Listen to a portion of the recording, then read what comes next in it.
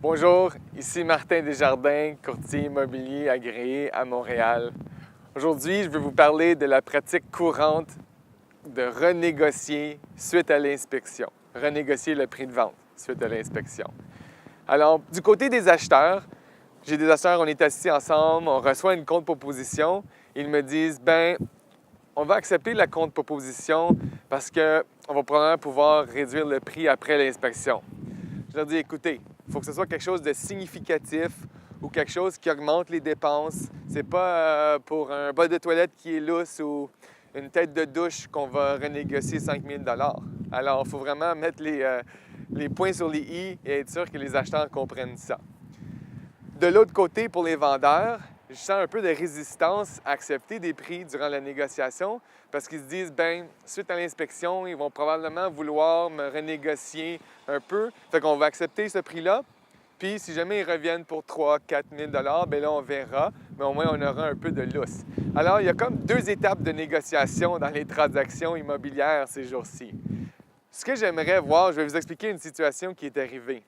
C'est un courtier m'appelle suite à l'inspection qui avait bien été. J'ai été là pendant 2h30. Il n'y avait rien de fantastique ou rien de trop extrême.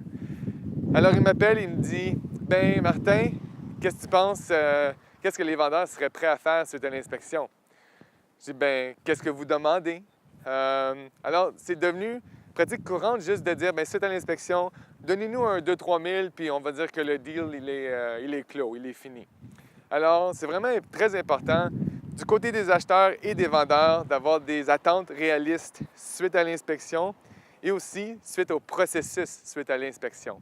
J'aimerais juste être sûr parce que j'ai vu des transactions terminer en queue de poisson parce que l'acheteur a demandé pour 1 000 $ et les vendeurs auraient peut-être fait un beau nettoyage, laissé du champagne, des cadeaux et finalement la transaction est devenue un peu amère due à une petite discussion après l'inspection qui n'était pas vraiment méritée.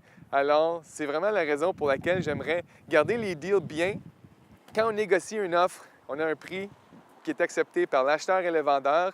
Il faut s'attendre que ça va être le prix qui va aller jusqu'au notaire. Alors, suite à l'inspection, à moins qu'il y ait quelque chose qui vraiment est surprenant, quelque chose de majeur, il faut vraiment s'attendre que le prix qu'on a accepté à payer va être le prix final.